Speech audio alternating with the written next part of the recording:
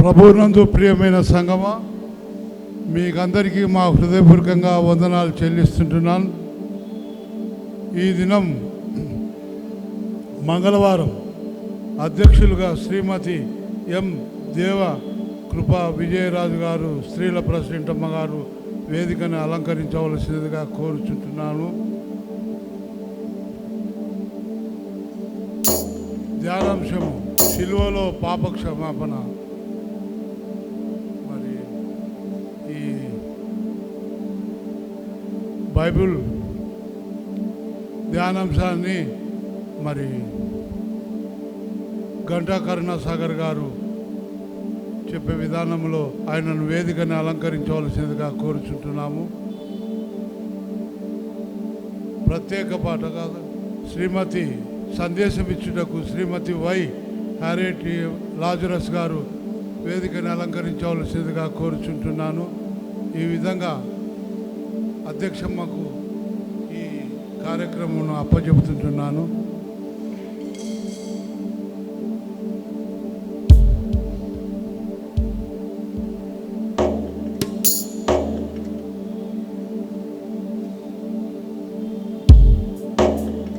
ప్రియమైన సంగమ, ప్రభు నామమున మీకు అందరికీ వందనములు తెలియజేస్తున్నాము. ఈ యొక్క మంగళవారం దినాన సాయంకాల సమయమున మరి మనకి అవకాశం ఇచ్చిన దేవాది దేవునికి వందనాలు తెలియజేస్తున్నాము. మరి పాస్టర్స్కు, కమిటీ వారికి కూడా నేను వందనాలు తెలియజేస్తున్నాము. ఈ యొక్క కార్యక్రమాన్ని మనము ప్రారంభించుకుందాము. మరి ప్రారంభ ప్రార్థన శ్రీమతి బేబిరాణి సుందరరాజు గారు వచ్చి, సండే స్కూల్ సూపరింటెండెంట్ గారు వచ్చి ప్రార్థన చేస్తారు. వారు లేనట్లయితే మరి శ్రీమతి సుభాషిణి రంగస్వామి గారు, స్త్రీల సెక్రటరీ గారు వచ్చి ప్రార్థన చేస్తారు.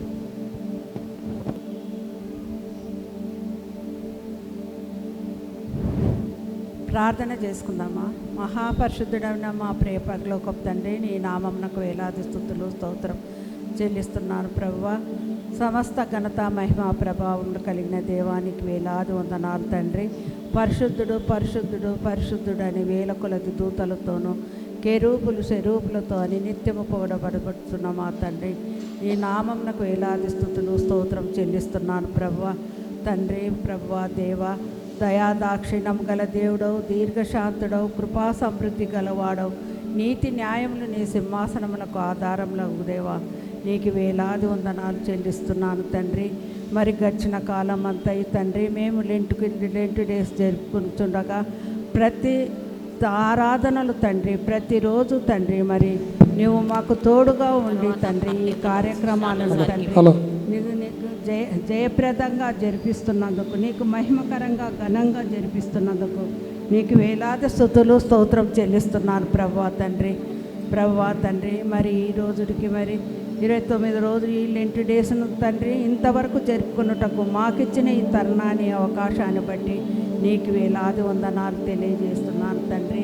మరి ప్రభువా తండ్రి, ఈ కార్యక్రమాలు జరుపుకున్నటకు తండ్రి మరి ఈస్టర్ కమిటీ వారైతేనేమి, వారికి సహకరించే వారినైతేనేమి తండ్రి, మరి ప్రభువా తండ్రి వారిని దీవించి ఆశీర్వదించి మరి నీ సేవలో తండ్రి ఇంకా వాళ్ళని ఇంకా ఎక్కువ వాడుకొనుటకు తండ్రి వారికి నీ దీవెనలు ఆశీర్వాదాలు దయచేయమని పాదాల చెత్త ప్రార్థిస్తున్నాను తండ్రి. ప్రభువా తండ్రి, మేమైతే ప్రతిరోజు తండ్రి మరి లెంటు దినం తండ్రి, ఇదైతే మాకు వసంతకాలం తండ్రి, మరి వేసవి కాలంలో వచ్చినప్పటికీ నీ తండ్రి వసంతకాలం తండ్రి ఇది. మరి నీ వాక్యం తండ్రి మాలో చిగురింపజేసి ఫలింపజేయమని పాదాల చెంత ప్రార్థిస్తున్నానయ్యా తండ్రి. మరి ప్రతిరోజు పాస్టర్లు అయితేనేమి, ఆయా స్పీకర్లు అయితేనేమి తండ్రి నీ వాక్యమును తండ్రి ఎంతో బలంగా విత్తుతున్నారు తండ్రి, బలంగా మాకు వినిపిస్తున్నారు తండ్రి.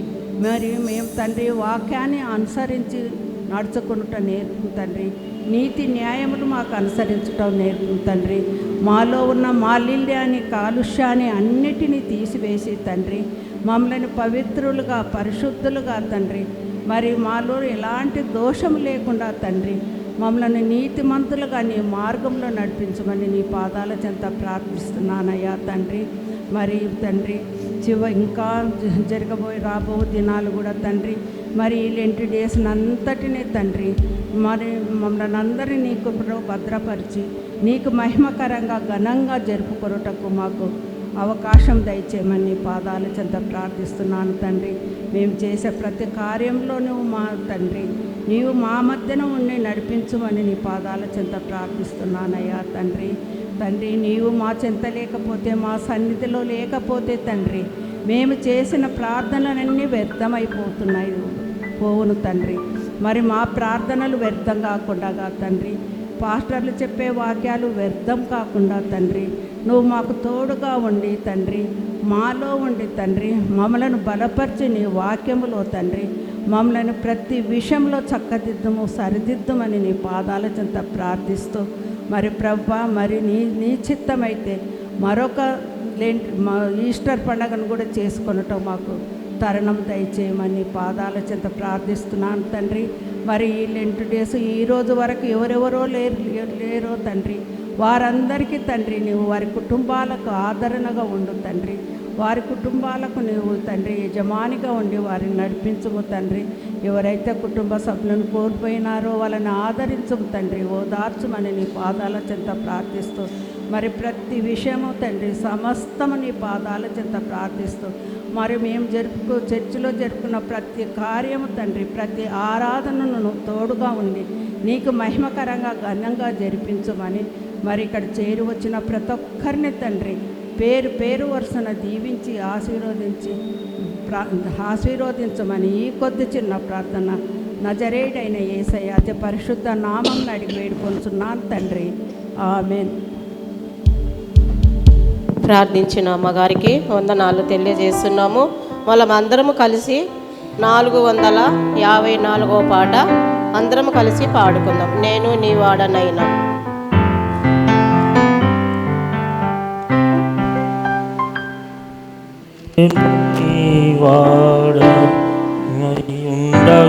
ఉండగోరేదన్ యేసు ప్రియ రక్షక, నీవు చూపు ప్రేమను కాంచితి, నన్ను చేర్చు నీ దారి, నన్ను చేర్చు చేర్చు చేర్చు రక్షక, నీవు పాడ సిల్వకు,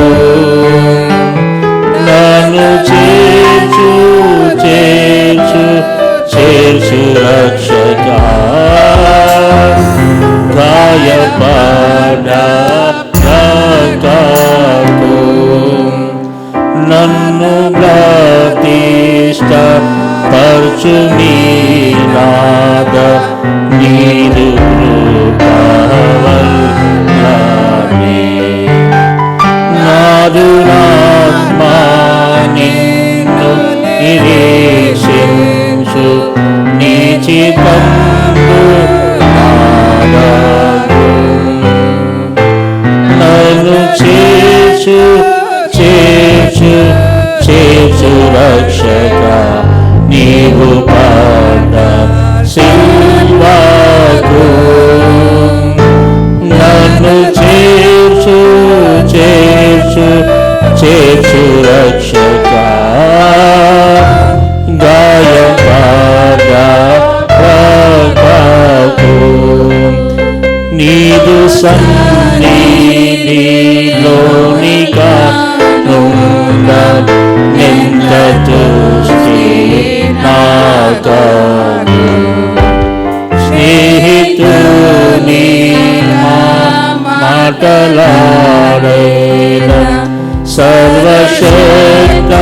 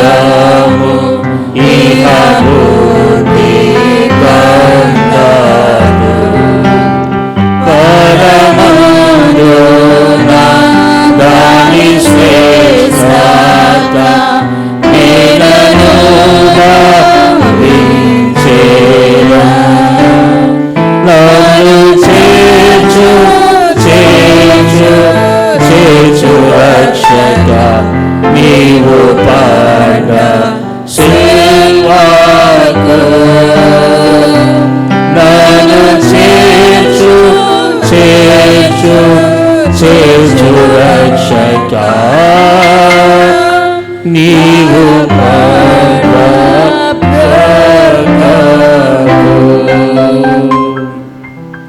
ఈరోజు సందేశం ఇవ్వడానికి గాను మా శ్రీమతి వై హ్యారెట్ లాజరస్ను ఏర్పాటు చేయబడినారు కాబట్టి అమ్మగారు వేదిక మీదకి రావాల్సిందిగా నేను మనవి చేస్తున్నాను. ఇప్పుడు ప్రార్థనా సమయము మన సీనియర్ సంఘ కాపరి గారు మరి రెవరెండ్ డాక్టర్ గంటా కర్ణసాగర్ వచ్చి ప్రార్థన నడిపిస్తాడు.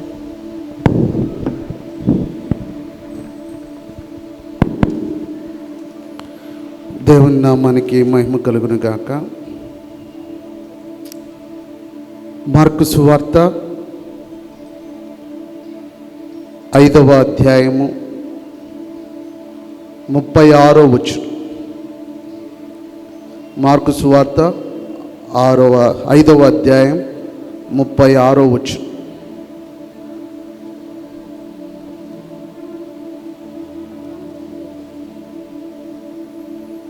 యేసు వారు చెప్పిన మాట లక్ష్య పెట్టక భయపడకము, నమ్మిక మాత్రం ఉంచుమని సమాజ మందిరపు అధికారితో చెప్పాను. ప్రియ దేవుని బిడ్డలారా, ప్రార్థనా సమయమునకు మనం వచ్చి ఉన్నాం. ఈరోజు ప్రభువు మనకు చెప్పే ఒక అద్భుతమైన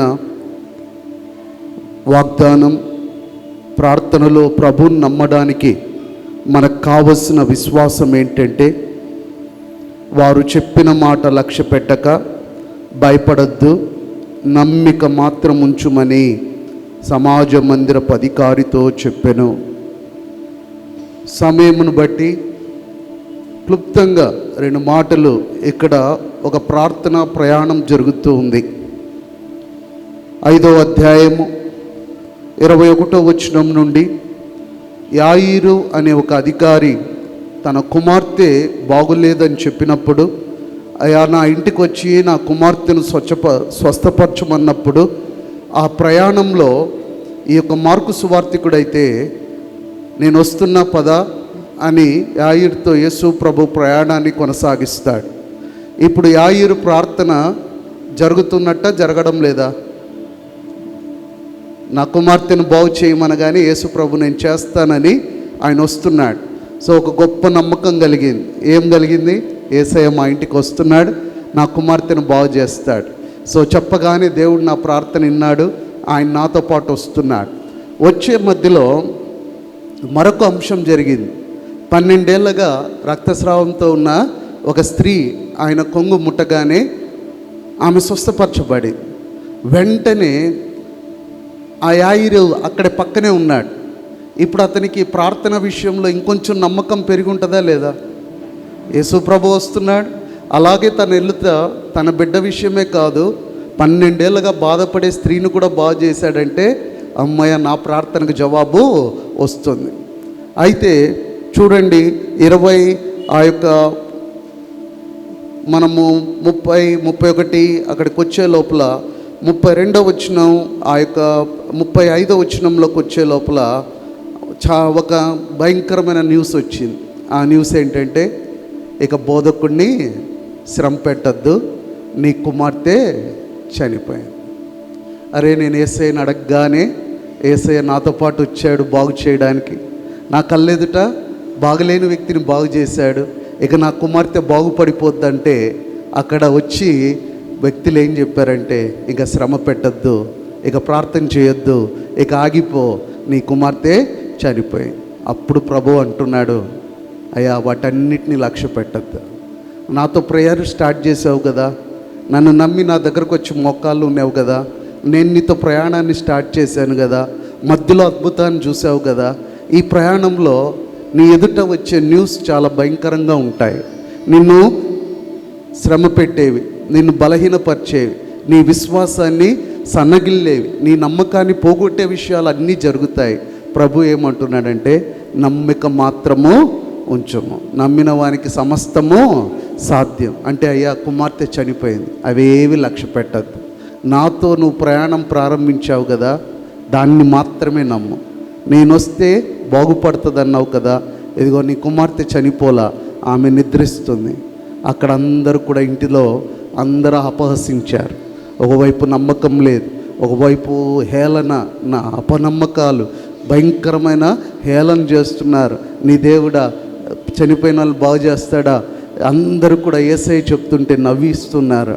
అప్పుడు యేసయ్య ఆ పాప దగ్గరికి వెళ్ళి ఆ పాపని లేయమనగానే ఆమె లేచింది. హృదయం బిడ్డలారా, ఈ విషయంలో నిన్నటి దినం ఒక ప్రార్థన చూసాం.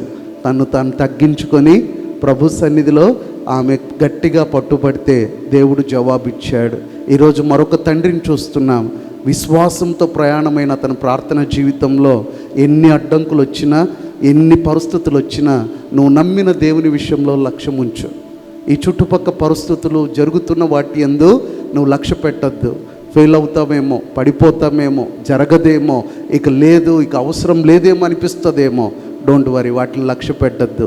నువ్వు నమ్మిన దేవుణ్ణి నువ్వు నమ్ము, ఆయన తప్పకుండా కార్యం చేస్తాడు. యాయిర్ ద్వారా మనం నేర్చుకోవాల్సింది అదే. మన ప్రార్థన అడగగానే జరిగే ఉండవు. దేవుడు మనతో పాటు ఆ ప్రార్థనలో ఆయన ప్రయాణిస్తున్నప్పుడు ఎత్తులుంటాయి, తగ్గుంటుంది, గొప్ప విషయాలు జరుగుతుంటాయి, ఆయాసకరమైన పరిస్థితుల్లో అపహాస్యం జరుగుతుంటుంది. ప్రభు అంటున్నాడు, వాటి వేటిని లక్ష్య పెట్టద్దు. నువ్వు నమ్మి ప్రార్థనకు వస్తున్నావు కదా, ప్రార్థన మాత్రమే చేయి, కార్యం చేయువాడను నేనే. రండి, ఈ విశ్వాసంతో ముందుకు వెళ్దాం, ప్రార్థన చేసుకుందాం. మోకరించగలిగిన వారు ముందుకు వచ్చి మోకరించండి. నిలబడగలిగిన వారు నిలబడదాం. ప్రభుని మనం అందరము కూడా నమ్ముకొని ఉన్నాం. ఇదిగో ఈ బస్ప బుధవారం నుండి ఈ దినము వరకు ఎన్నో ప్రార్థనలు నువ్వు నేను చేస్తూ ఉన్నాం. జరుగుతాయన్న నమ్మకం లేని పరిస్థితులు ఉన్నాయేమో,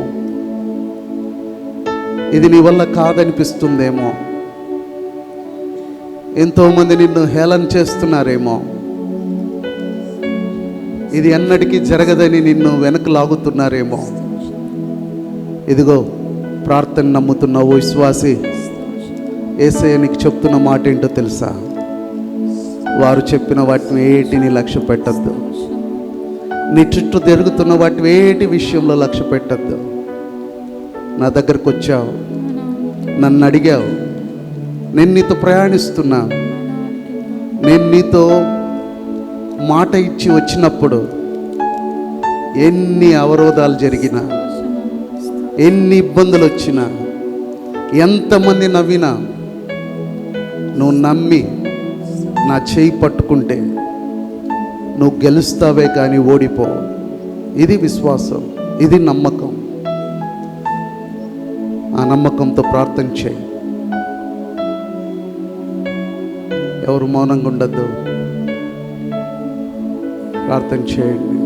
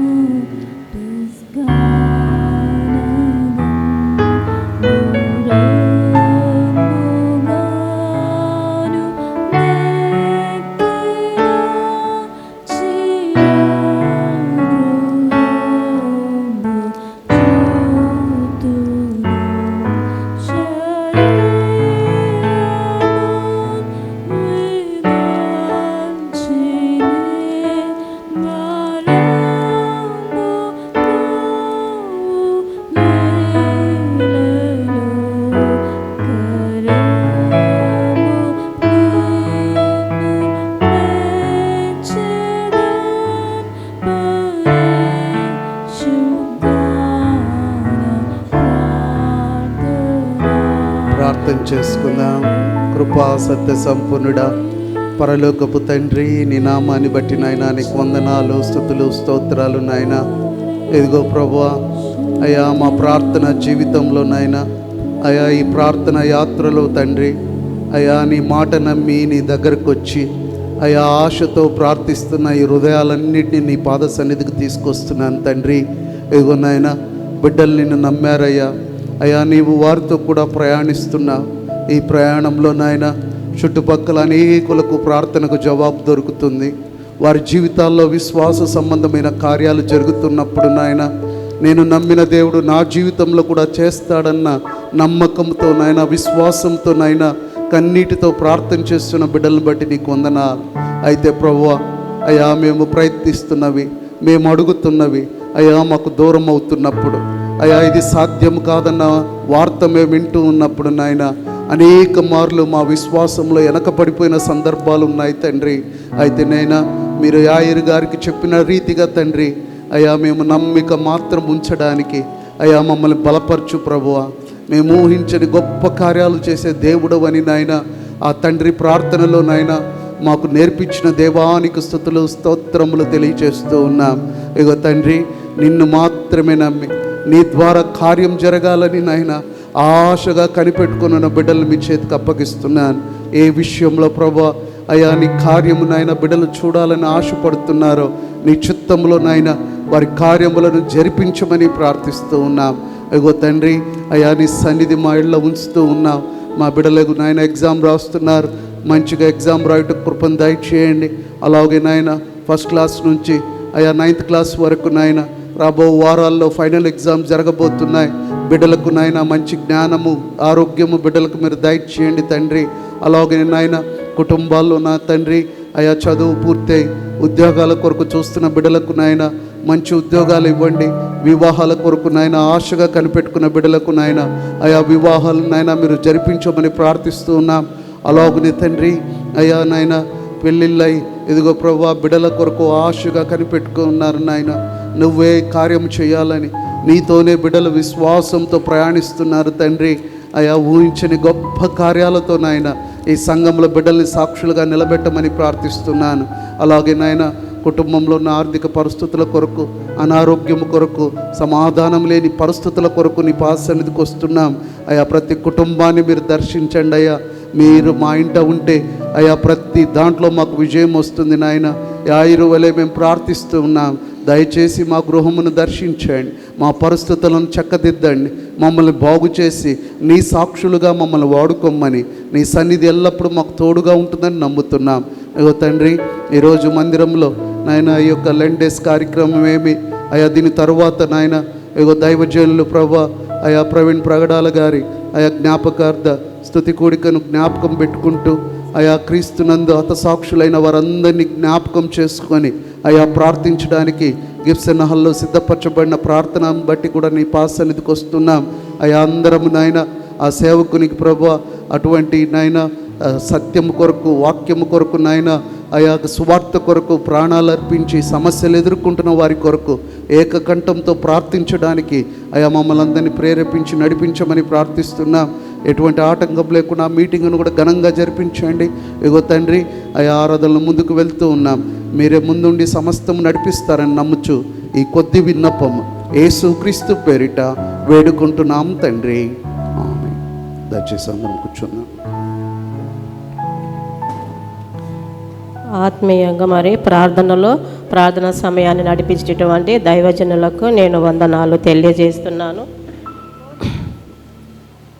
బైబిల్ పఠనము శ్రీమతి ఏ రాణి కృపదానం గారు వచ్చి హెబ్రీలకు రాసినటువంటి పత్రిక 10వ అధ్యాయము 10 నుండి 18 వరకు ఏ రాణి కృపదానం గారు వచ్చి బైబిల్ పఠనం చేయవలసిందిగా మనం చేస్తున్నాము.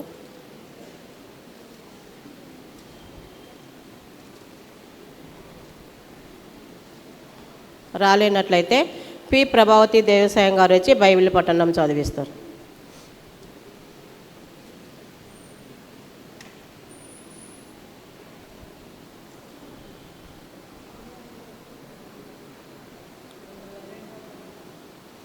హెబ్రీలకు రాసిన పత్రిక 10వ అధ్యాయము 10 నుండి 18 వచనముల వరకు చదువుకుందాం. యేసుక్రీస్తు యొక్క శరీరము ఒక్కసారియే అర్పింపట చేత ఆ చిత్తమును బట్టి మనము పరిశుద్ధపరచబడి ఉన్నాము. మరియు ప్రతి యాజకుడు దినదినము సేవ చేయుచు పాపములను ఎన్నటికీ తీసివేయలేని ఆ బలులనే మాటి మాటికి అర్పించుచు ఉండును. ఆయన అయితే పాపముల నిమిత్తమై సదాకాలము నిలుచు ఒక్క బలిని అర్పించి అప్పటి నుండి తన శత్రువులు తన పాదములకు పాదపీఠంగా చేయబడి వరకు కనిపెట్టుచు దేవుని కుడిపార్శ్వమున ఆసీనుడాయను. ఒక్క అర్పణ చేత ఈయన పరిశుద్ధపరచబడు వారిని సదాకాలమునకు సంపూర్ణులుగా చేసి ఉన్నాడు. ఈ విషయమై పరిశుద్ధాత్మ కూడా మనకు సాక్ష్యం ఇచ్చుచున్నాడు. ఎలాగనగా ఆ దినములైన తరువాత నేను వారితో చేయబో నిబంధన ఇదే, నా ధర్మవిధులను వారి హృదయం నందుంచి వారి మనస్సు మీద వాటిని వ్రాయుదును అని చెప్పిన తరువాత వారి పాపములను వారి అక్రమములను ఇకను ఎన్నటికీ జ్ఞాపకం చేసుకొననని ప్రభువు చెప్పుచున్నాడు. వీటి క్షమాపణ ఎక్కడ కలుగునో అక్కడ పాప పరిహారార్థ బలి ఇకను ఎన్నడను ఉండదు. దేవుడు తన పరిశుద్ధ వాక్యమును దీవించునుగా. ప్రార్థించిన అమ్మగారికి వందనాలు తెలియజేస్తున్నాము.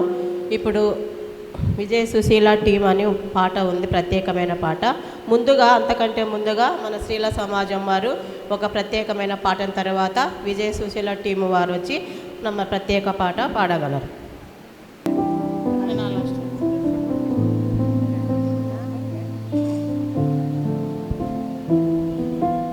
నిండు మనసుతో ఆరాధింతును, అండ నీవేగా మా కొండ నీవేగా, అండ నీవేగా మా కొండ నీవేగా. యేసయ్యా యేసయ్యా యేసయ్యా యేసయ్యా యేసయ్యా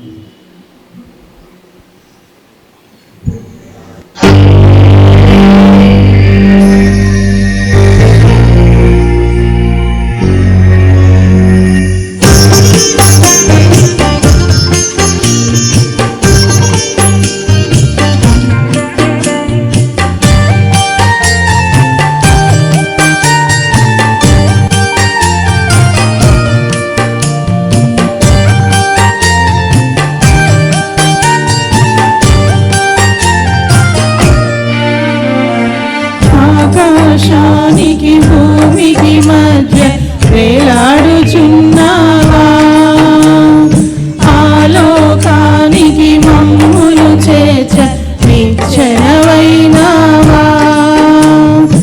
ఆకాశానికి భూమికి మధ్య వేలాడుచున్నావా, ఆలోకానికి మమ్ములు చేర్చ నిశ్చలమైనవా.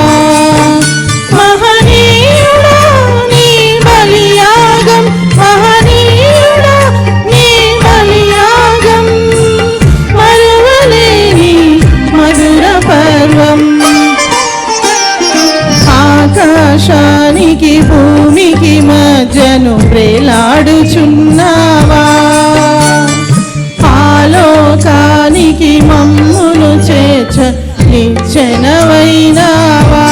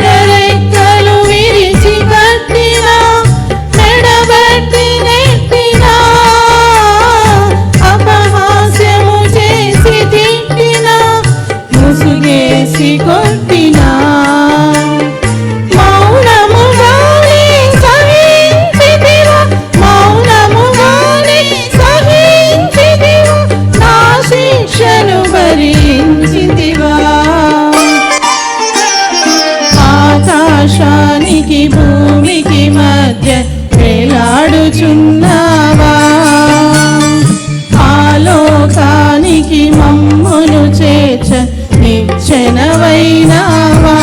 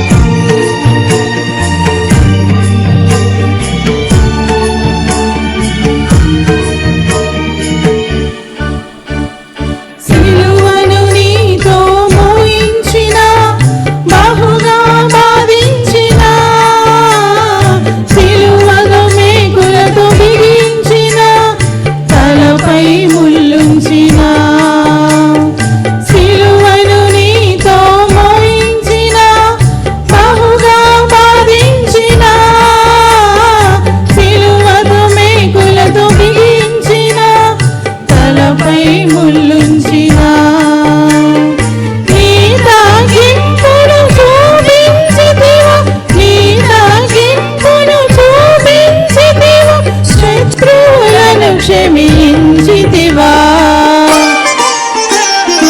ఆకాశానికి భూమికి మధ్యను వేలాడుచున్నావా, ఆలోకానికి మమ్ములు చేర్చ నిశ్చలమైనవా. ఆకాశానికి భూమికి మధ్య వేలాడుచున్నావా, ఆలోకానికి మమ్ములు చేర్చ నిశ్చలమైనవా.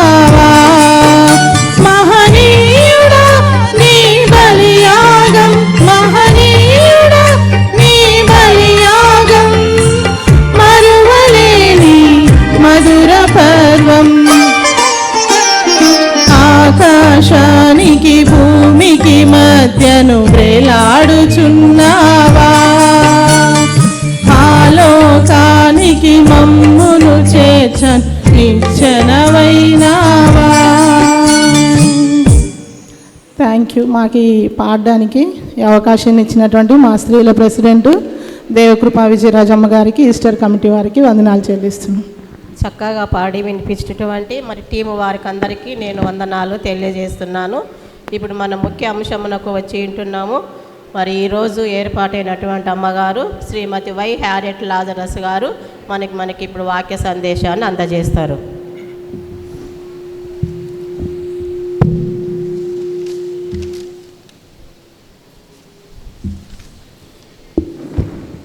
క్రీస్తునందు ప్రియమైనటువంటి సంగమ, దేవుని నామానికి స్తోత్రం.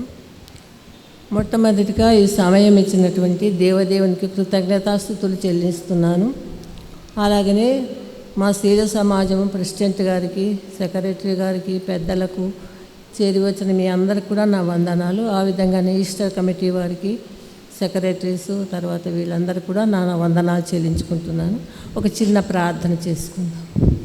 పరమందాసీనుడైన నా ప్రియ పరలోకపు తండ్రి, పరిశుద్ధమైన దేవ, మీ పాదములకు స్తోత్రములునైనా ఈ రాత్రికాల సమయంలో తండ్రి మీ యొక్క వాక్యం వివరించడానికి నాకు ఇచ్చినటువంటి సమయం కొరకు తండ్రి మీ దేవా మీకు స్తోత్రములు స్తుతులు చెల్లించుకుంటున్నాను తండ్రి. ఏ యోగ్యత లేనటువంటి నన్ను నాయన మీ యొక్క సంఘంలో నిలబెట్టుకుని తండ్రి నాకు ఈ వాక్యం ఇచ్చిన దేవా మీకు స్తోత్రం స్తుతులు నాయన. పరిశుద్ధాత్మ దేవా నాయన నాతో మాట్లాడండి, నా నోటికి బూరగా ఉండండి తండ్రి. పరిశుద్ధాత్మ తండ్రి దేవా మీరే నాకు మా అందరికీ మీకు బోధపరిచి మీరే మహిమ పొందరే. మీకే స్తుతి స్తోత్రములు కృతజ్ఞత వందనాలు చెల్లించుకుంటూ ఈ కొద్ది మనవులు నా ప్రభువును ప్రియరక్షకుడైనటువంటి యేసు ప్రభుల వారి అతి పరిశుద్ధమైన నామన ప్రార్థించి స్తుతించి వేడుకుంటున్నా నా ప్రియ తండ్రి. ఆమేన్. నాకు ఇచ్చినటువంటి ఈ వాక్యము హెబ్రీ పత్రిక 10వ అధ్యాయము 10 నుంచి 18 వరకు చదివినారు. అందుకు అది ఇప్పుడు మొట్టమొదటిగా సిలువలో పాప క్షమాపణ అనేటటువంటి ఈ యొక్క సబ్జెక్టును మరి చాలా ప్రాముఖ్యమైనటువంటి ఈ 40 రోజులు ఈ వాక్యం అంతా కూడా ఈ యొక్క వాక్యంలోనే విమిడి ఉంది. ఎందుకంటే మన సిలువ ధ్యానాలన్నీ కూడా పాప క్షమాపణ, సిలువలో పాప క్షమాపణ గురించే. అంటే అనేక విధాలుగా అనేక రకాలుగా ఆ వాక్యంతో మనందరినీ కూడా సంధించినందుకు దేవదేవునికి స్తోత్రం స్తుతి చెల్లించుకుంటున్నాను.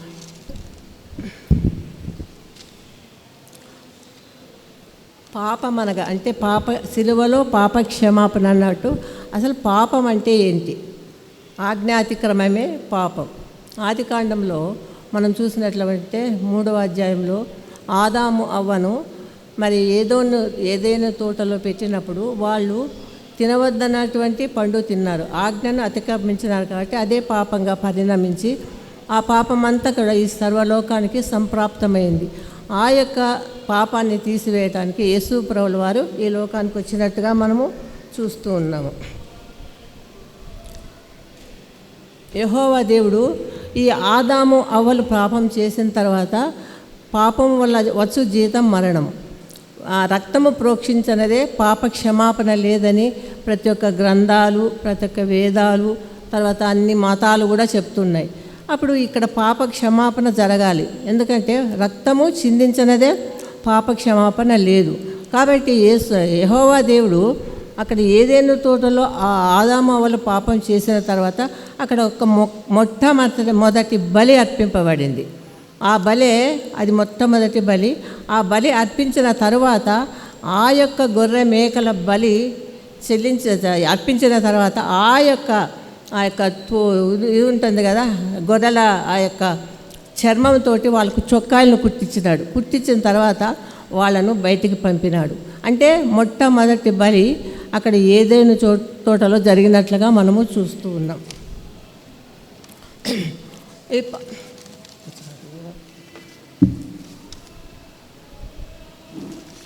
మన ఆర్ఆర్కే మూర్తి గారు మరి ఆయన చాలా గొప్ప దైవ సేవకుడు, తర్వాత బ్రాహ్మణ్ కన్వర్టెడ్. ఆయన ఒకసారి ఇట్లా మెసేజ్ చెప్పేటప్పుడు ఒక శ్లోకం ఉంది. అంటే ఋగ్వేదంలో ఉందంట అది. పాప పరిహారార్థం రక్త ప్రోక్షణం ఆవశ్యకం తద్రక్తం పరమాత్మేయ పుణ్యదాన బలియాగం అని ఉంది.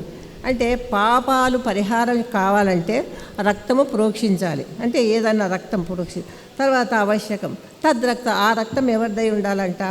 పరమాత్ముడై ఉండాలంట. తర్వాత ఆయన పుణ్యపురుషుడుగా ఉండాలంట.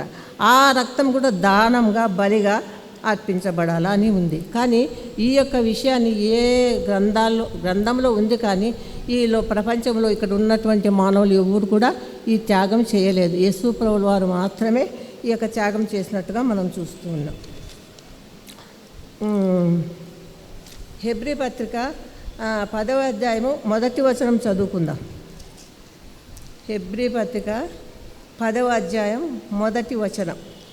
ధర్మశాస్త్రము రాబోచున్న మేలుల ఛాయగలదియే కానీ ఆ వస్తువుల నిజ స్వరూపము కలది కాదు గనక ఆ యాజకులు ఏటేటా ఎడతెగకుండా అర్పించు ఒకటే విధమైన బలులు వాటిని తెచ్చు వారికి ఎన్నడూనూ సంపూర్ణ సిద్ధి కలగజేయ నేరవు. ధర్మశాస్త్రం అన్నది ఏమంట? మేలులు గల ఛాయ. కానీ నిజస్వరూపం ఎవరిలో ఉంది? యేసు ప్రభువుల వారిలో ఉంది. అది ఛాయ అంటే ఇమేజ్, లేకపోతే నీడ అనుకుందాం. ఆ నీడను చూస్తాం కానీ ఫలాని వ్యక్తిని మనము రికగ్నైజ్ చేయలేము, నీడ మాత్రమే. ఆ విధంగానే ఈ ధర్మశాస్త్రం అనేది మన పాపాన్ని పోగొట్టడానికి దానికి శక్తి లేదు. ఆ విధంగానే ఇంకొకటి ఏంటంటే అద్దము. ఈ ధర్మశాస్త్రము అద్దం లాంటిది. మనం అద్దంలో చూసుకుంటాం. మనకి ఎక్కడైనా ఏదైనా స్పాట్లో ఏదైనా మచ్చ ఏదైనా ఉండిందనుకో, పోయి అక్కడ అద్దంలో చూసుకోపోయి ఏదో ఉంది అంటారు. అప్పుడు అద్దంలో చూసుకున్నప్పుడు మనకి ఇక్కడ మచ్చనో ఏదో డాగు ఉన్నట్లు కనిపిస్తుంది. అప్పుడు ఆ డాగు ఈ యొక్క అద్దము తీసివేయలేదు. మనం ఎక్కడ పోవాలి? మళ్ళీ సోప్తో కడుక్కుంటే కానీ ఆ యొక్క మచ్చ డాగు పోదు. అందుకనే ఈ ధర్మశాస్త్రం ఎలాంటిదంటే ఒక అద్దంలాగా, ఒక నీడలాగా ఉందన్నమాట. దీని ద్వారా మనకు ఏ పాప క్షమాపణ కూడా జరగటం లేదన్నమాట.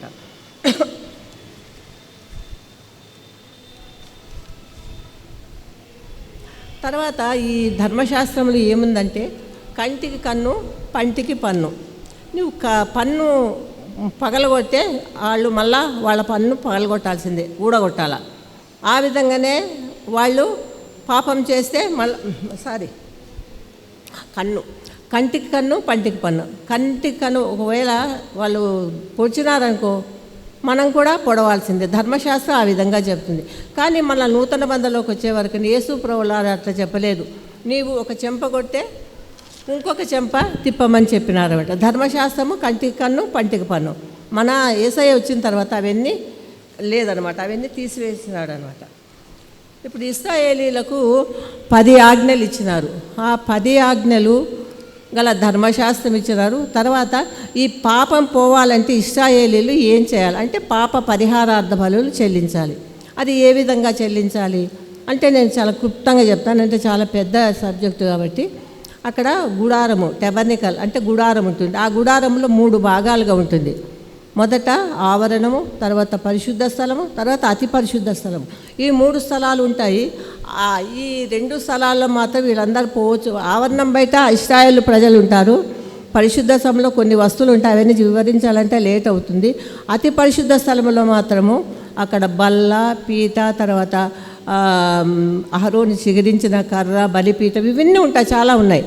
ఆ విధంగా సంవత్సరానికి ఒకసారి ఏటేటా ఇశ్రాయేలు ప్రజలు ఆవరణంలో నిలబడినప్పుడు మేకల యొక్క, గేదెల యొక్క, గొర్రెల యొక్క రక్తాన్ని తీసుకొని ప్రధాన యాజకుడు మాత్రమే లోపలికి పోవాలి. మిగతా వాళ్ళందరూ అతి పరిశుద్ధ స్థలంలో మాత్రం, ఆవరణంలో మాత్రము ఇశ్రాయేలు ప్రజలు ఉండాలి. ఈ విధంగా ఏటేటా వీళ్ళు బలులు అర్పించడం, అక్కడ బలులు అర్పించిన తర్వాత ఆయన లోపలికి వెళ్ళిన తర్వాత ప్రధాన యాజకుడు మాత్రమే వెళ్ళాలి. ఆయన అర్పించుకుంటూ బలి ప్రోక్షించి, రక్తము ప్రోక్షించి మళ్ళీ దహన బలి అర్పించేటప్పుడు ఆయన ముందు ఆయన యాజకుడు, ప్రధాన యాజకుడు లోపలికి వెళ్ళేటప్పుడు ఆయనకు ఒక మంచి గార్మెంట్ ఉంటుంది, అంటే ఒక ఫ్రాక్ లాగా, చొక్కా లాగా ఉంటుంది. ఆ చొక్కాకు చుట్టూ గంటలు, దానిమ్మ పండు గంట, దానిమ్మ, ఈ విధంగా ఆ యొక్క ఒక ప్రత్యేకమైన డ్రెస్ ఉంది. అది కూడా చెప్పడానికి కూడా నాకు సమయము చాలదేమనుకుంటున్నా. ఆ విధంగా వెళ్తారు. ఆయన లోపలికి వెళ్ళేటప్పుడు ఆయన కాలికి ఒక తాడు కడతారు. ఆ తాడు ఇశ్రాయేలు బయట కొన అక్కడ ఉంటుందన్నమాట. ఈయన ఇవన్నీ ఈ యొక్క బలి రక్తం తీసుకుపోయేటప్పుడు ఆయన అక్కడ అర్పించుకుంటూ ఆయన యాజకత్వం చేసుకుంటూ ఆ యొక్క ఈ దహన బలి యెహోవా దేవుడు మళ్ళీ ఆ యొక్క బలిపీఠం మీదకి దిగి వచ్చి ఈ యొక్క అర్పణ అంతా ఆగ్రహిస్తాడనమాట. అప్పుడు వాళ్ళ పాపాలు పోతాయన్నమాట. అది ఎప్పుడు ఒక సంవత్సరం విషయం నేను చెప్తున్నాను. ఆ విధంగా ఏటేటా ఈ విధంగా బలులు అర్పించాల్సిందే. బలులు అర్పించడం వల్ల ఇశ్రాయేలుకు పాపక్షమాపణ దొరకటం లేదు. ఏటేటా అర్పించడం వల్ల వాళ్ళ పాపాలు మాటి మాటి కూడా వాళ్ళకు జ్ఞాపకం వస్తున్నాయి. అందుకనే యేసు ప్రభువుల వారు ఒక్కసారి సిలువలో బలిగా అర్పింపబడినారు. ఈ యొక్క యాజకుడు ఆ యాజకత్వం చేసేటప్పుడు ఆయనలో ఏదైనా పాపము ఒకవేళ పొడసూపిన ఎడల ఆ యాజకుడు అక్కడే పడి చనిపోవాలి. చనిపోయినటువంటి ఆ యాజకుని అతి పరిశుద్ధ స్థలములకు ఎవరు వెళ్ళటానికి వీల్లేదు. అక్కడ పోతే కానీ చనిపోతారంతే. అందుకనే మనకు మోషే మరి దేవాలయం కట్టించినప్పుడు ఆయన ప్రార్థన చేసినప్పుడు యెహోవా సన్నిధి యెహోవా యొక్క షకీనా మహిమ దిగి వచ్చి అప్పుడు యాజకులందరూ లోపల పోవడానికి భయపడినారు. ఎందుకంటే అంత పరిశుద్ధమైంది. అక్కడ కూడా అతి పరిశుద్ధ స్థలంలో యెహోవా దేవుడు దిగి వచ్చినప్పుడు అటువంటి ఎవరు కూడా పోవడానికి వెళ్ళలేదు, చనిపోతారు. కాబట్టి ఆ యొక్క కాలికి కట్టినటువంటి తాడును వీళ్ళు ఇశ్రాయేలీయులు బయట ఉంటారుగా, వాళ్ళు ఆ తాడును లాగినప్పుడు ఆ యాజకుడు బయటకు. ఇంత ఘోరమైనట్టు ఇంత కఠినమైనటువంటి చర్య ఆ రోజుల్లో ఉండేదన్నమాట. అందుకని యెషయా గ్రంథం 1వ అధ్యాయము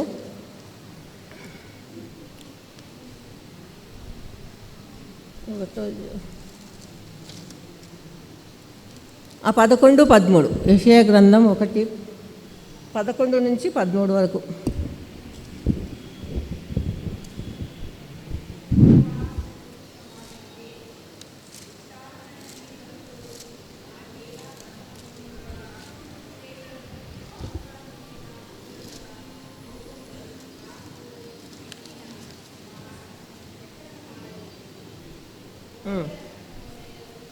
ఈ యొక్క పాప పరిహారార్థ బలు ఏటేటా ఈ యొక్క ఇశ్రాయేలు ప్రజలు తెచ్చుట ద్వారా యెహోవా దేవుడు యెషయాతో ఏం చెప్పినాడు, మీరు తెచ్చేటటువంటి బలి అర్పణ నాకు వద్దు, నాకు వెకసమైపోయింది, మీరు ఇంకా దహన బదులు చెల్లించొద్దు అని చెప్తూ ఉన్నాడు అనమాట.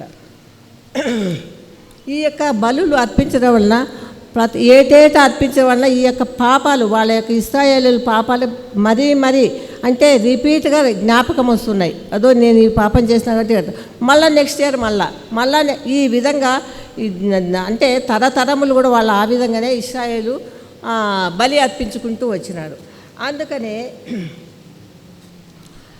అందుకని యేసు ప్రభుల వారు సదాకాలము నిలుచు ఒకే ఒకసారి ఆ కలువరి శిలువలో పాప పరిహారార్థ బలిగా మా యేసు ప్రభుల వారు అర్పింపబడినారు.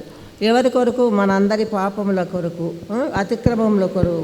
అతిక్రమలన్నీ తుడిచివేసి మనకి ఇంకా ఎన్నడూ కూడా జ్ఞాపకం చేసుకోకుండా ఆ యొక్క బలి ఒకే ఒకసారి యేసయ్య సిలువలో బలిగా అర్పింపబడ్డారు.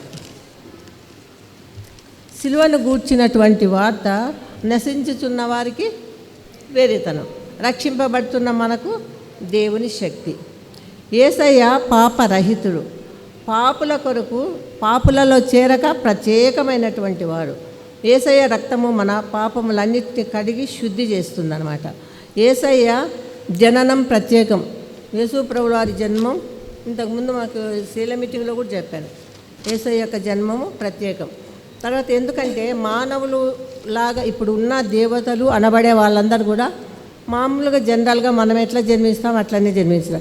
కానీ యేసు ప్రభుల వారు ఆయన యొక్క మరణము ఒక ప్రత్యేకమైనటువంటి ఆయన యొక్క జననము ప్రత్యేకమైనటువంటి జననం. ఆయన పాపరహితుడు, పాపంలో చేరక ప్రత్యేకమైనటువంటి వాడు. యేసయ్య రక్తము మన ప్రతి పాపమును కడిగి శుద్ధి చేస్తుంది. యేసయ్య జననం ప్రత్యేకం, ఆయన జీవితం కూడా ప్రత్యేకం. ఆయన జీవితం కూడా అందరి దేవుళ్ళు అనబడే వాళ్ళలాగా యేసు ప్రభుల వారి జీవితము లేదు. ఆయన శిలువయాగం ప్రత్యేకం. ఎందుకంటే ఋగ్వేదంలో ఉంది కదా, పాప పరిహారార్థం రక్త ప్రోక్షణం ఆవశ్యకం, తద్రక్తం పరమాత్మేయ పుణ్యదాన బలియాగం అనేటటువంటి ఆ యొక్క వాక్యము ఎవరి దేవుళ్ళు అనబడే వాళ్ళు ఎవరు కూడా నెరవేర్చలేరు. యేసు ప్రభుల వారికి అది చెందుతుంది ఈ యొక్క ఋగ్వేదంలో ఉండేటటువంటి వాక్యం. ఆయన మరణం కూడా ప్రత్యేకం. ఆయన ఎవరు ఈ లోకంలో యేసు ప్రభులాగా ఎవరు కూడా పాపుల కొరకు, నీచుల కొరకు, దుర్మాల కొరకు, దుష్టుల కొరకు, వ్యభిచారుల కొరకు, దొంగల కొరకు ఎవరు కూడా మరణించలేదు. యేసు ప్రభుల వారు మాత్రమే మనందరి పాపముల కొరకు సిలువలో యాగంగా అర్పించబడినాడు.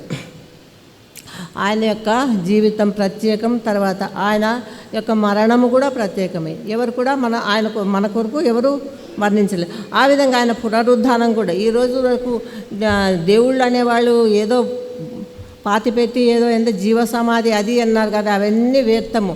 యేసుప్రభుల వారు మాత్రమే ఆయన పునరుద్ధానుడై ఎంతోమందికి 40 రోజులు శిష్యులకందరికీ కనిపించినాడు. కాబట్టి ఆయన యొక్క మరణం కూడా చాలా ప్రత్యేకమైనది, ఆశ్చర్యం కూడా. It is a mystery. ఇక్కడ చూడండి 10 హెబ్రీకి రాసిన పత్రిక 10వ అధ్యాయము 9-10. హెబ్రీ 10వ అధ్యాయము 9-10.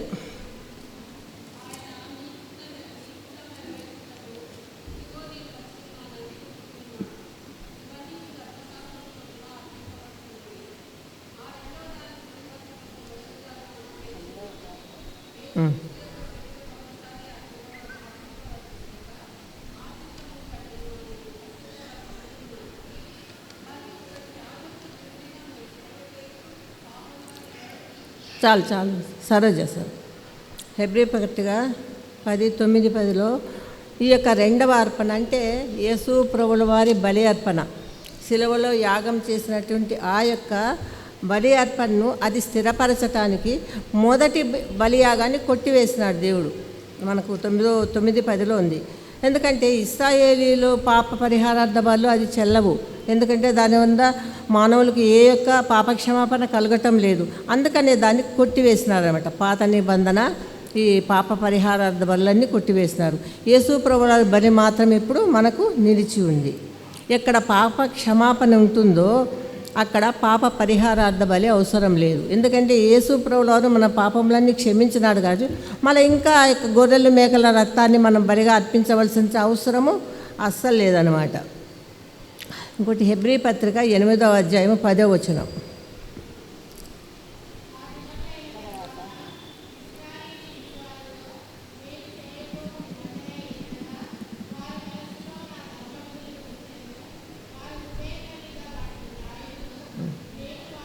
చాలు. యేసు ప్రభుల వారు ఏం చేశారు? ధర్మ విధులు. ఎందుకంటే ఇశ్రాయేలు ప్రజలకు ధర్మ విధులు, తర్వాత 10 ఆజ్ఞలు, తర్వాత చాలా అన్ని నియమాలన్నీ చేసినారనమాట. ఆ ధర్మ విధులన్నీ ఇప్పుడు మనం చేయవలసినటువంటి అవసరం లేదు. ఎందుకంటే అవన్నీ కూడా మన హృదయంలో రాశారంట. 8:10లో ఉంది. మన హృదయం మీద రాసినారు కాబట్టి మనము అవన్నీ ఆచరించే అవసరము మనకు లేదు. అదేవిధంగా హెబ్రీ పత్రిక 10:8-13లో చూడండి. 8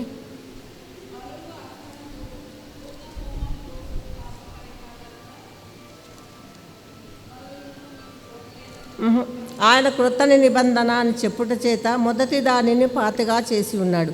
ఏది పాతగలి ఉడిగిపోవటకు సిద్ధముగా ఉందో అదృశ్యమవుటకు సిద్ధముగా ఉన్నదో.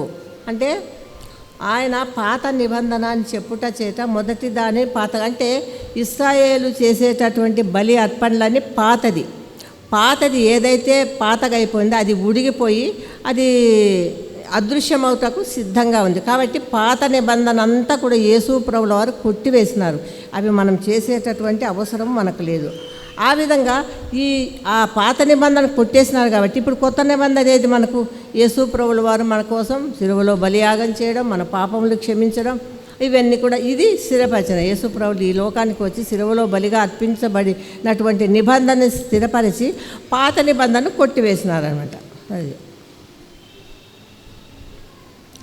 తర్వాత యేసు ప్రభుల వారు అంటే 6వ మాటలో యేసు ప్రభుల వారు చనిపోయిన తర్వాత ఈ యొక్క దేవాలయపు తెర అడ్డానికి చినిగిందంట. అంటే అప్పుడెట్లా? ఆవరణం, పరిశుద్ధ స్థలం, అతి పరిశుద్ధ స్థలం. ఈ అతి పరిశుద్ధ స్థలానికి పరిశుద్ధ స్థలానికి ఉన్నటువంటి మధ్య తెర, ఈ యొక్క అడ్డు తెర, అది యేసయ్య సిలువలో మరణించినప్పుడు అది చినిగింది, పైనుంచి కింది వరకు చినుగుట ద్వారా ఇప్పుడు మనకు ఇంతకుముందు యాజకుడు ఎవరు? ఇశ్రాయేలు ప్రజలకు ప్రధాన యాజకుడు అంటే అహరోను, అంటే లేవి వంశస్థులు. ఇప్పుడు మనకెవరు ప్రధాన యాజకుడు? మన యేసుప్రభుల వారే. ధారాళంగా ఇప్పుడు తెరలు లేవు, ఏమి లేవు మనకు. ధారాళంగా యేసయ్య దగ్గర పోయి, ఇదిగో ప్రభువా నేను ఈ పాపం చేశాను, ఈ అతిక్రమం చేశాను, ఈ మోసం చేశాను, ఈ అక్రమం చేశాను, ఇదిగో ఈరోజు ఏదో పొరపాట్లు అబద్ధం చెప్పాను, ఇవన్నీ కూడా నేను పాపంలో ఉన్నాను, తర్వాత నాకు అప్పులు ఉన్నాయి, మనం ఏదైనా కూడా మనకు ధారాళంగా యేసుప్రభుల వారి ఎదుట మోకాళ్ళుని ఇక్కడ మనం ప్రార్థన చేసుకుంటాం. అప్పుడు అట్లా కాదు, వాళ్ళు పాప పరిహార బలి అంటే గోధుమేకలను అర్పించి అతి పరిశుద్ధ స్థలంలో యాజకుడే వెళ్ళి అక్కడ అర్పించినప్పుడు ఆ సంవత్సరానికి వాళ్ళ పాపాలు క్షమింపబడతాయి. మళ్ళీ నెక్స్ట్ ఇయర్ మళ్ళీ అది రాకుండా ఇప్పుడు యేసయ్య మనకు అడ్డుతెర చినుగుట ద్వారా మన ప్రధాన యాజకుడు ఎవరు? యేసుప్రభుల వారే మన ప్రధాన యాజకుడు. ఆ అహరోను అవన్నీ కూడా కొట్టివేయబడినాయి అన్నమాట. సంఖ్యాకాండం 21వ అధ్యాయము 5-9.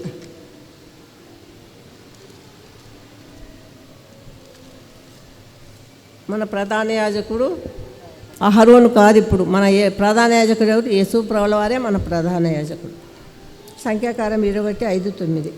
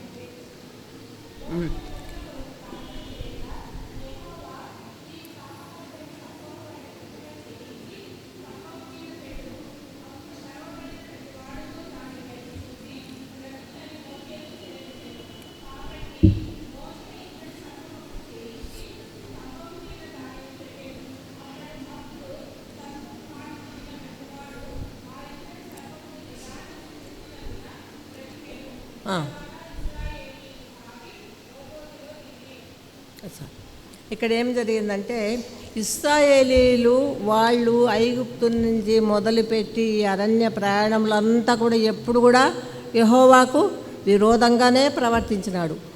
ఫస్ట్ నీళ్లు లేదన్నారు, తర్వాత నీళ్లు తెప్పించినారు, తర్వాత ఆహారం లేదన్నాడు. మన్నా ఎక్కడ పరలోకంలో ఉందంట ఆ యొక్క చెట్టు, అక్కడి నుంచి మన్నాను కురిపించినాడు. అప్పుడు కూడా గొనుగుడు సనుగుడే.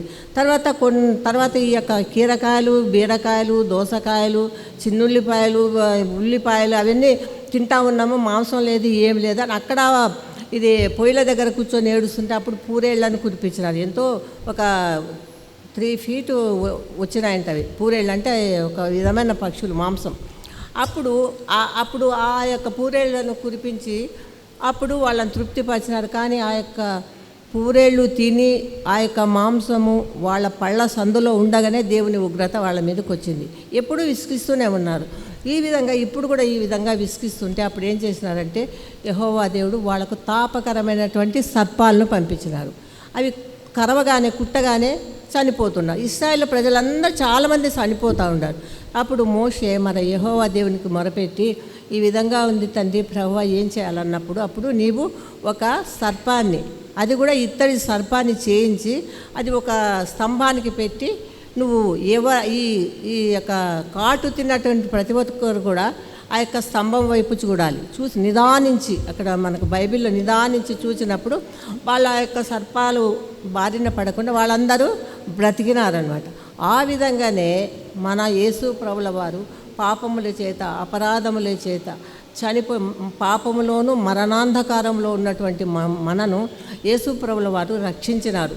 మనం కూడా మరణించవలసిన వాళ్ళవే, ఇప్పుడు కూడా మరణంలోనే ఉన్నాము. కానీ యేసు ప్రభు వచ్చినారు కాబట్టి ఆయన రక్తము ద్వారా, ఆయన రక్త ప్రోక్షణ ద్వారా మనము రక్షింపబడినాం. లేకపోతే మనకు కూడా అదే, మనకు మరణమే. జీవించుచున్నావనే పేరున్నది కానీ నీవు మృతుడేవని పఠన గ్రంథంలో ఉంది. జీవిస్తున్నాము కానీ మృతుడము. ఏమి? యేసయ్యను నమ్ముకుంటేనే మనం బ్రతుకుతాము, మనకు జీవము ఆయన జీవం ఇవ్వడానికి మనకు ఈ లోకంకి వచ్చినాడు. యేసుప్రభుని నమ్మకపోతే మనకేంటి, నరకమే. ఇక్కడ కళ్ళు మూస్తే ఎక్కడ తెలుస్తాం, నరకంలో తెలుస్తాం. అందుకని లాజరు ధనవంతుడు విలాసవంతంగా జీవించి ఆ ప్రక్కన ఉన్నటువంటి ఆ యొక్క ఎంతో దౌర్భాగ్యంగా ఉన్నటువంటి ఆ పేదవాడిని కన్నెత్తి కూడా చూడకుండా ఆయన మంచి వస్త్రాలు వేసుకుని, ఊదా రంగు వస్త్రాలు వేసుకొని తిరుగుకుంటూ ఆయన గమనించలేదు. అప్పుడు ఈయన చనిపోయినాడు. ఈ ధనవంతుడు చనిపోవడానికి ఎక్కడ ఈ లోకంలో కళ్ళు మూస్తే ఎక్కడ తెచ్చినారు, నరకంలో తెచ్చినారు. అదే విధంగా మళ్ళీ లాజరు చనిపోతే ఎక్కడ తెచ్చారు, పరలోకంలో తండ్రి రొమ్మున అనుకున్నారు. కాబట్టి మనం ఏదైనా కూడా పేదలను కనికరించాల, వాళ్లకు దయ చూపించాలన్నమాట. ఈ తాపకరమైనటువంటి సర్పాలు కరిచినప్పుడు ఈ సిలువ వైపు ఇది తాపకరమైనటువంటి ఇది ఉంది కదా, సర్పం వైపు చూసిన వాళ్ళందరూ కూడా బ్రతికినారనమాట. ఆ విధంగా మన యేసు ప్రభుల వారి వైపు చూసినప్పుడు మనమందరం కూడా బ్రతుకుతామన్నమాట. మనకు బ్రతుకునివ్వడానికి వచ్చినది.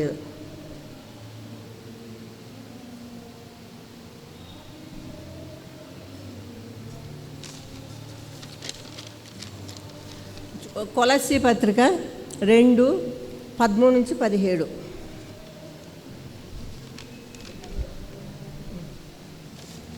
కొలస్సీ 2 అధ్యాయము.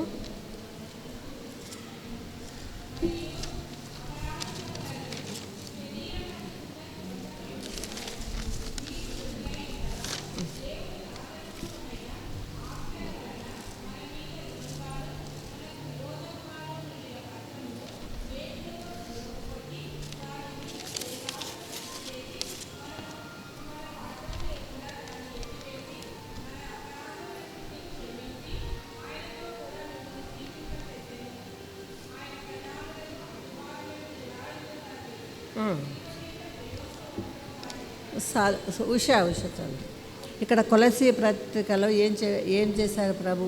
యేసు ప్రభుల వారు ఏవేవైతే కొట్టివేసినారో, ఏవై ఉంచినా అది చూద్దాం మనము.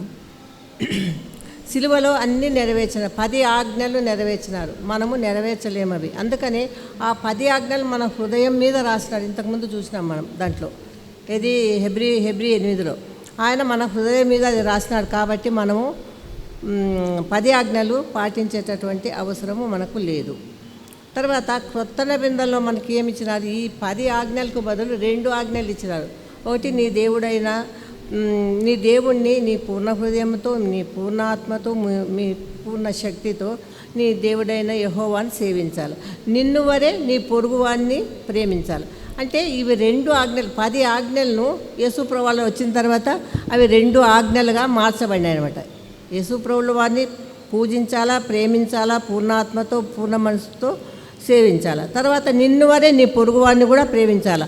ఈ 10 ఆజ్ఞలు పోయి 2 ఆజ్ఞలుగా మనకు ఈరోజు ఉన్నాయన్నమాట. ఆ విధంగానే సబ్బాతును కూడా కొట్టివేసినాడు. సబ్బాత్ అంటే 7th డే, అంటే శనివారం మనం చేసే అవసరం మనకు లేదు. ఎందుకంటే యేసుప్రభువులు వచ్చిన తర్వాత ఆ యొక్క శనివారం తీసివేసి ఇప్పుడు మనకు ప్రభు దినము. అందుకంటే యోహాను ప్రకటన గ్రంథంలో ప్రభు దినమందు పరవశుడై, అంటే అది ఆదివారం అంట. ఆదివారం మనకు ఇచ్చినారు, సబ్బాతును కొట్టివేసినారు. ఇప్పుడు 7th డే అడ్వాంటిస్ట్ అని కూడా కొన్ని సంఘాలు ఉన్నాయి, కానీ అవన్నీ కాదు. అది యేసుప్రభుల వారు కొట్టివేసినారు అనమాట. సబ్బాతు దినం మంచి, అది ఇశ్రాయేలు ప్రజలకు అనమాట. ఇక్కడ అంటే ఇశ్రాయేల్ దేశంలో ఇప్పుడు కూడా సబ్బాతును ఆచరిస్తారు. అయిపోయింది.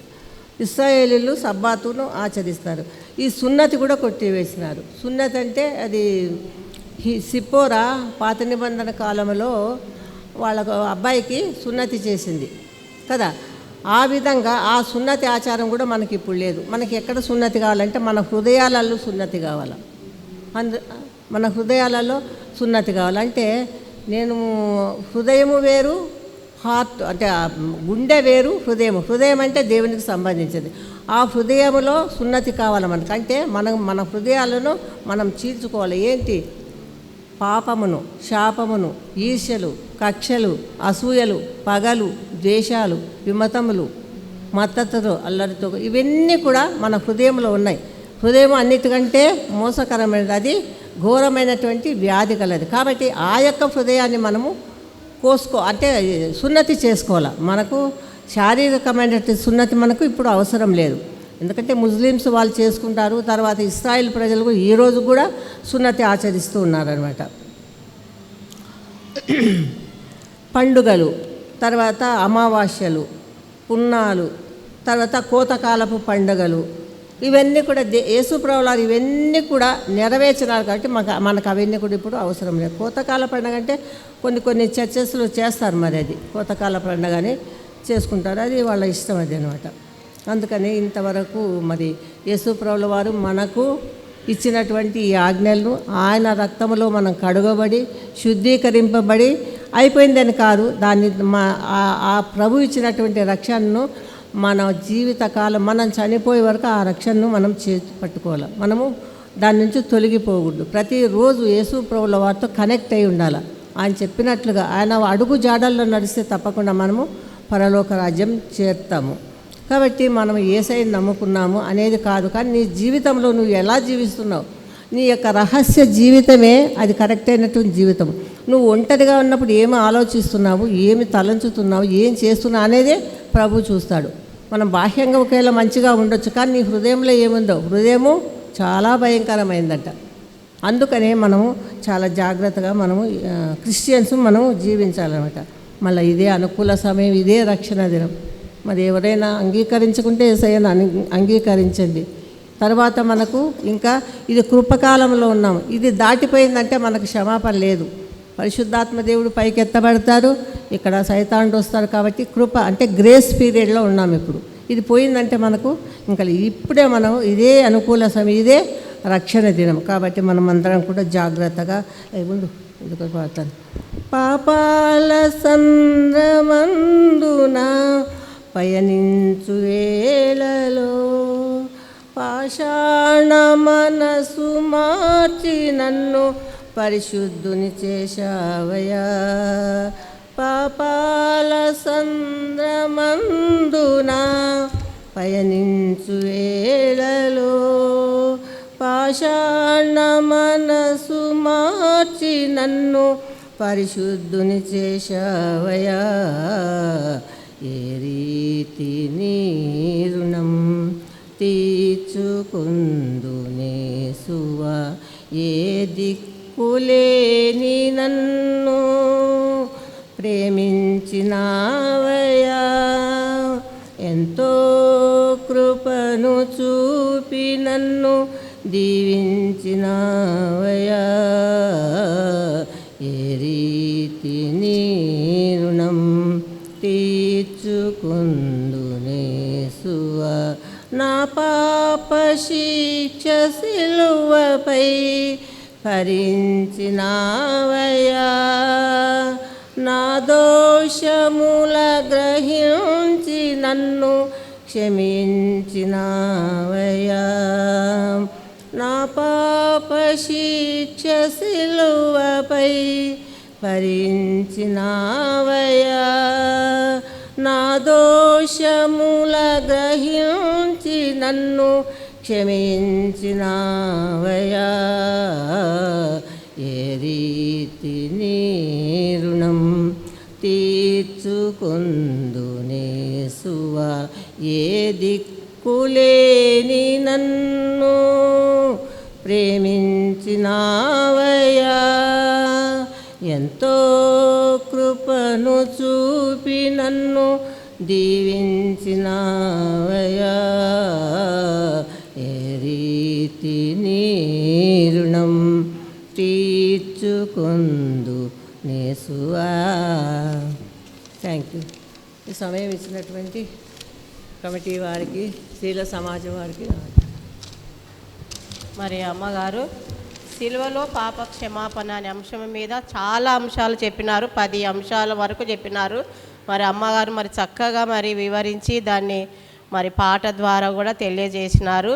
మరి అమ్మగారికి సంఘము తరపున మరి స్త్రీల సమాజం తరపున నేను వందనాలు తెలియజేస్తున్నాను. మరి అమ్మగారికి వందనాలు. మరి ఇప్పుడు ప్రకటనలు కన్వీనర్ కానీ సెక్రటరీ గారు వచ్చి తెలియజేస్తారు.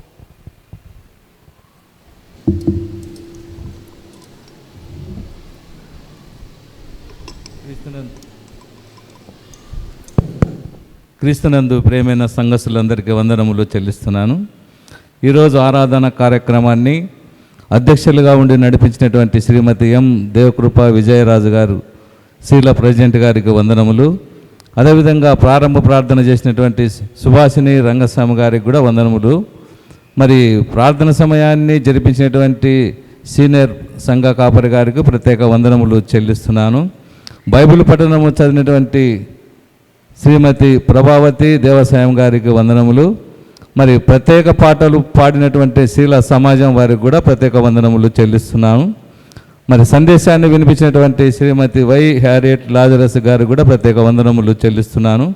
ముగింపు ప్రార్థన ఆశీర్వాదం చేయువారు రెవరెండ్ ఎస్ సజీవన్ కిష్టపర్ సంఘ కాపరి గారు ముగింపు ప్రార్థన చేయుదురు. ఈరోజు స్పాన్సర్ చేయువారు ఆర్ విజయ సుశీల రత్నం గారు ఈరోజు స్పాన్సర్ చేయుదురు. దేవుడు వాళ్ళ కుటుంబాన్ని దీవించునుగాక.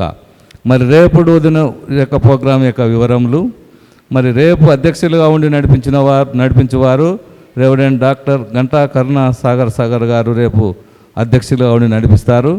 ప్రారంభ ప్రార్థన చేయువారు శ్రీమతి కె సుశాంత్ కుమారి గారు రేపు ప్రారంభ ప్రార్థన చేయుదురు. ప్రార్థన సమయాన్ని సీనియర్ సంఘ కాపరి గారు ప్రార్థన సమయాన్ని జరిపిస్తారు. బైబిల్ పఠనము చేయువారు శ్రీమతి శ్రీ ఎన్ ప్రకాష్ గారు రేపు బైబిల్ పఠనం చేయుదురు. ప్రత్యేక పాట పాడువారు శ్రీమతి ఏ సువర్ణ కుమారి పాలిని గారు రేపు ప్రత్యేక పాట పాడుతారు. సందేశాన్ని వినిపించేవారు రెవరెండ్ ఎస్ విలియం స్టాంటన్ సంఘ కాపరి గారు సందేశాన్ని రేపు వినిపిస్తారు. ముగింపు ప్రార్థన ఆశీర్వాదం చేయువారు రెవరెండ్ ఎస్ సజీవన్ కిష్టపర్ సంఘ కాపరి గారు ముగింపు ప్రార్థన చేయుదురు. మరి రేపు స్పాన్సర్ చేయువారు చంద్రగుప్త వారి కుటుంబం వారు రేపు బి చంద్రగుప్త వారి కుటుంబం వారు రేపు స్పాన్సర్ చేయుదురు. Thank you. ముగింపు ప్రార్థన ఆశీర్వాదము మన సంఘ కాపరి గారు సజీవ్ కృష్ణ పాస్టర్ గారు వచ్చి ముగింపు ప్రార్థన చేస్తారు. దయచేసి స్త్రీల సమాజం అంతా కొద్దిసేపు ఉండండమ్మా. అందరం కొన్ని విషయాలు మాట్లాడుకొని మనం మళ్ళీ మీటింగ్లోకి వెళ్ళిపోదాం.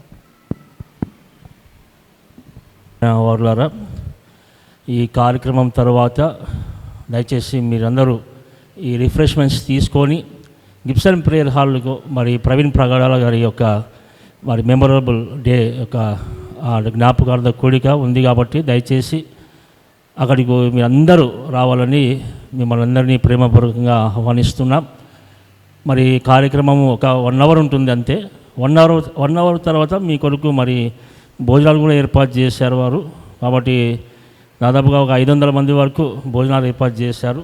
కాబట్టి దయచేసి ఈ కార్యక్రమం తర్వాత అందరూ గిబ్సన్ ప్రేయర్ హాల్కి రావాల్సిందిగా కోరుతున్నాను.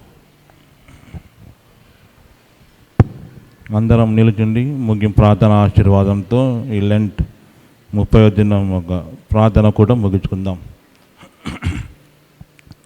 మహాపరిశుద్ధుడా, జీవంగల తండ్రి యేసయ్య, మీకే వందనాలు స్తుతులు స్తోత్రాలు చెల్లించుకుంటున్నాం. ఇదిగోండి ప్రభా, ఉపవాస దినంలో ఉన్నాం తండ్రి. శుభ శుక్రవారంకు మేము దగ్గరగా వస్తున్నాం ప్రభువా. 29 దినములు మీ వాక్కు ద్వారా మనం బలపరిచారు. ఈరోజు 30వ దినం ప్రభా.